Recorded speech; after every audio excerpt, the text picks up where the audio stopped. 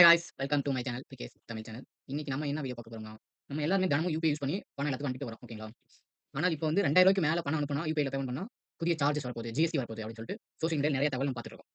அந்த ஜிஎஸ்டிலாம் யாருக்கெல்லாம் வருது? எப்படிலாம் ரூல்ஸ் அண்ட் ரெகுலேஷன் எல்லாம் போட்டுருக்காங்க அப்படின்னு சொல்லிட்டு தான் இந்த வீடியோல முழுசா பார்க்க போறோம். ஓகேங்களா? அப்படியே இந்த வீடியோ லைக் பண்ணிட்டு, ஷேர் பண்ணிட்டு, சப்ஸ்கிரைப் பண்ணிட்டு பாருங்க காய்ஸ். வாங்க வீடியோக்குள்ள போலாம்.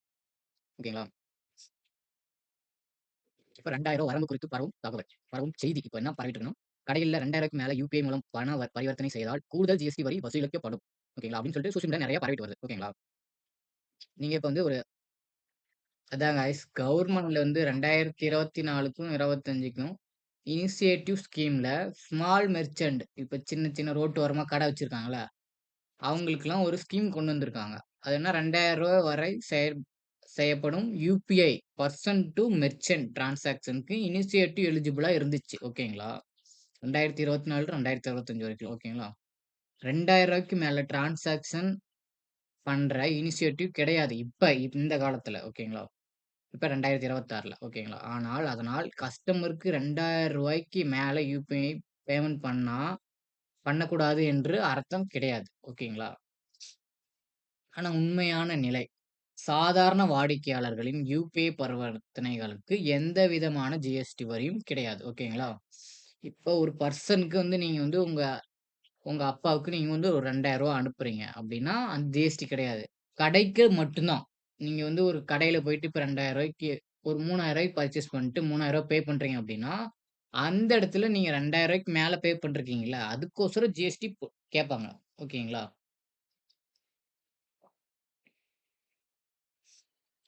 ஜிஎஸ்டி வரியும் யுபிஐ பயன்பாடும். ஓகேங்களா? இப்ப பரிவர்த்தனை முறை. யுபிஐ என்பது பணம் செலுத்துவதற்கான ஒரு டிஜிட்டல் வழிமுறை பேமெண்ட் மோட் மட்டுமே. ஓகேங்களா? பொருட்களுக்கான வரி. நீங்கள் வாங்கும் பொருட்களுக்கு மட்டுமே ஜிஎஸ்டி. யுபிஐ பயன்பாட்டிற்கு தனி வரி இல்லை. ஓகேங்களா? நீங்கள் வாங்குற அந்த பொருட்களுக்கு தான் வரி. ஜிஎஸ்டி வாங்குறாங்க ஒழிய, நம்ம யுபிஐ பயன்படுத்துறோம் 2000க்கு மேல காசு அனுப்புறோம் அப்படின்னா, அதுக்கெல்லாம் கிடையாது. நீங்க பொருட்கள் வாங்கியிருக்கீங்க அதுக்கு தான். ஓகேங்களா? வதந்திகளை நம்ப வேண்டாம். சமூக வலைதளங்கள் பரவும் போலி செய்திகளை நீங்கள் ஷேர் பண்ணாதீங்க. ஓகேங்களா? இப்போ உங்களுக்கு ஒரு கொஸ்டின் வந்திருக்கும். ரூ. 2000க்கு மேல பேமெண்ட் பண்ணா சார்ஜஸ் வருமா? அப்படின்னு சொல்லிட்டு. ஓகேங்களா? ரூ. 2000க்கு மேல யுபிஐ பேமெண்ட் பண்ணா கவர்ன்மென்ட் ஜிஎஸ்டி சார்ஜ் பண்ண போகுது என்ற தகவல் ஏற்கனவே சோசியல் மீடியாவுல பரவி வருகிறது. ஓகேங்களா?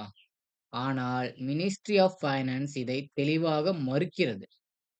ஓகேங்களா? 2000க்கு மேல யுபிஐ டிரான்சாக்ஷனுக்கு ஜிஎஸ்டி போடுவதற்கான எந்த ப்ரொபோசலும் அப்போது கவர்ன்மென்ட்க்கு இல்லை என்று பிஐபி வெளியிட்ட அபிஷியல் கிளாரிஃபிகேஷன் சொல்லப்பட்டுள்ளது. ஓகேங்களா? இப்ப நெக்ஸ்ட். இப்ப person to person, person to merchant என்ன வித்தியாசம் அப்படின்னு சொல்லிட்டு நம்ம பார்க்க போறோம். ஓகேங்களா? இங்க ஒரு முக்கியமான விஷயத்த நீங்க புரிஞ்சுக்கணும். ஓகேங்களா? நீங்க உங்க ஃப்ரெண்டுக்கு ரூ. 5000 அனுப்புறீங்கன்னு வச்சுக்கோங்க. அது பர்சன் டூ பர்சன் பேமெண்ட். அதாவது பி டூ பி. ஓகேங்களா? அதே நீங்க ஒரு ஷாப்புக்கு ரூ. 5000 பேமெண்ட் பண்றீங்கன்னு வச்சுக்கோங்க. அது பர்சன் டூ மெர்ச்சன்ட் பேமெண்ட். அது வந்து P2Mன்னு வச்சுக்கோங்க. ஓகேங்களா? 2யும் ஒன்றாக நினைக்கக் கூடாது. ஓகேங்களா? மேலும் என்பிசியின் கரண்ட் கைட்லைன்ஸில் சில ஸ்பெசிஃபிக் வெரிஃபைட் மெர்ச்சன்ட் கேட்டகரீஸ்க்கு ஹையர் டிரான்சாக்ஷன் லிமிட்ஸ் கூட இருக்கிறது. அதனால் ரூ. 2000 தான் யுபியின் மேக்ஸிமம் லிமிட் என்று நினைக்கக் கூடாது. ஓகேங்களா? இப்ப நீங்க வந்து Flipkart எடுத்துக்கோங்க. எக்ஸாம்பிளுக்கு ஒரு Flipkart ஆன்லைன் டிரான்சாக்ஷன் நம்ம பண்றோம். ஆப்ல நம்ம வந்து ஒரு பொருள வந்து ஒரு ஃபோன் ஆர்டர் பண்றோம்னு வச்சுக்கோங்க. ஒரு ஃபோனோட விலை வந்து ஒரு 25,000ன்னு வச்சுக்கோங்க. நீங்க வந்து பேமெண்ட் பண்ணிட்டீங்க. அதுக்கு ஜிஎஸ்டி வருமானா? வரும். ஆனா, அவங்க மினிமம் செட் பண்ணியிருப்பாங்க Flipkart நிறுவனம் இப்ப. மினிமமா என்னோட இதுல வந்து ஒரு 20,000 வரைக்கும் நீங்க பேமெண்ட் பண்ணிக்கலாம் யுபிஐல. அதுக்கு ஜிஎஸ்டி கிடையாது அப்படின்னு சொல்லிட்டு இருக்கும். ஓகேங்களா? அதே 20,000க்கு மேல நீங்க பேமெண்ட் பண்ணீங்கன்னா ஜிஎஸ்டி வரும் அப்படின்னு சொல்லிட்டு குடுத்துருப்பாங்க. அவங்க வந்து நெறைய டிரான்சாக்ஷன் பண்றதுனால அவங்களுக்கு அந்த சலுகை குடுப்பாங்க. யுபிஐ மூலியமா. ஓகேங்களா? இது புரிஞ்சுச்சா இப்ப? நண்பர்கள் அல்லது குடும்பத்தினருக்கு பணம் அனுப்புதல். ஓகேங்களா? இல்ல. No GST. புரியுதா? இது நோ ஜிஎஸ்டி. அதே கடையில் பொருட்கள் அல்லது சேவைகளுக்கு கட்டணம் செலுத்துதல். அதுக்கு பொருட்களுக்கு மட்டுமே ஜிஎஸ்டி. ஓகேங்களா?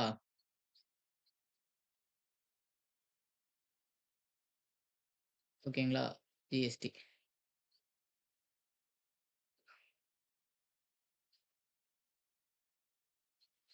என்பிசியின் நிர்ணயித்த யுபிஐ வரம்புகள். ஓகேங்களா?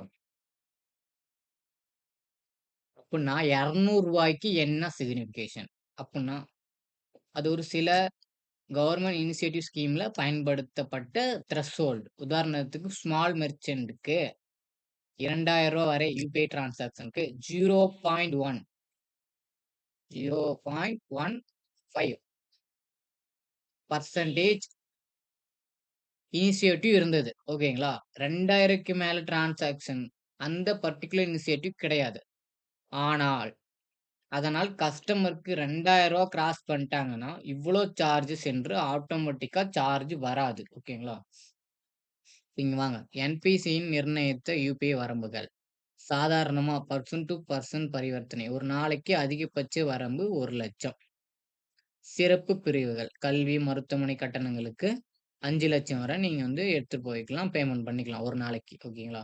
வங்கிகளை பொறுத்து இந்த தினசரி வரம்புகளில் சிறிய மாறுதல்கள் இருக்கலாம். ஓகேங்களா? ஒரு ஒரு பேங்க்குக்கும் ஒரு ஒரு இது இருக்கலாம். இப்ப நீங்க எக்ஸாம்பிளுக்கு ஸ்டேட் பேங்க் எடுத்துக்கோங்க. ஒரு நாளைக்கு ரூ. 10,000க்கு மேல நீங்க ரூ. 10,000 பணம் எடுத்துட்டீங்க. திருப்பி ஒரு ரூ. 10,000 எடுக்கணும்னா ஓடிபி கேட்கும் ஏடிஎம்ல. அந்த மாரி டிரான்சாக்ஷன்க்குலாம் இது இருக்கு. ஓகேங்களா? இப்ப கட்டணங்கள் குறித்து எளிய உதாரணம். ஒரு எக்ஸாம்பிள் பார்க்கலாம் வாங்க. நீங்க ஒரு ஷாப்புக்கு போறீங்க. அங்க வந்து ரூ. 1,500க்கு பொருள் வாங்குறீங்க. யுபிஐ மூலம் பேமெண்ட் பண்றீங்க. அதே ஷாப்ல இன்னொரு நாள் ரூ. 2,500க்கு பொருள் வாங்குறீங்க. ரூ. 2,500 என்பதால் மட்டுமே யுபிஐ பேமெண்ட் பிளாக் ஆகாது. அதனால் ரூ. 2,000 கிராஸ் பண்ணுனா யுபிஐ வேலை செய்யாது என்ற இன்ஃபர்மேஷனை நம்ப வேண்டாம். ஓகேங்களா? இங்க பாருங்க. கட்டணங்கள் குறித்து எளிய உதாரணம். இங்கேயும் அதே தான் சொல்லியிருக்கேன். மளிகை கடை செலுத்துதல். நீங்கள் ரூ. 500 மதிப்புள்ள பொருட்கள் வாங்கி யுபிஐ மூலம் செலுத்தினால் கூடுதல் கட்டணம் வராது. ₹0 புரிஞ்சுக்கோங்க. பெரிய கடை அல்லது துணிக்கடைக்கு போறீங்கன்னு வச்சுக்கோங்க. நீங்கள் ரூ. 2,500 செலுத்தினால் யுபிஐ பயன்பாட்டிற்கு கூடுதல் கட்டணம் வராது. பொருளின் விலையிலே ஜிஎஸ்டி அடங்கும். நீங்க ஒரு பொருள் வாங்குறீங்கன்னு வச்சுக்கோங்க. ஒரு ஃபோன் வாங்குறீங்க. ம். இந்த ஃபோன் வாங்குறீங்கன்னு வச்சுக்கோங்க. இந்த ஃபோனுக்கு ஜிஎஸ்டி போட்டிருப்பாங்க. அதிலேயே ஜிஎஸ்டின்னு கீழ வந்திருக்கும். பில்லுலயே வரும் ஜிஎஸ்டி. அங்க தான் வரும். நம்ப பேமெண்ட் பண்றதுனால கூடுதல் கட்டணம் நம்ப யுபிஐல காமிக்காது. ஓகேங்களா?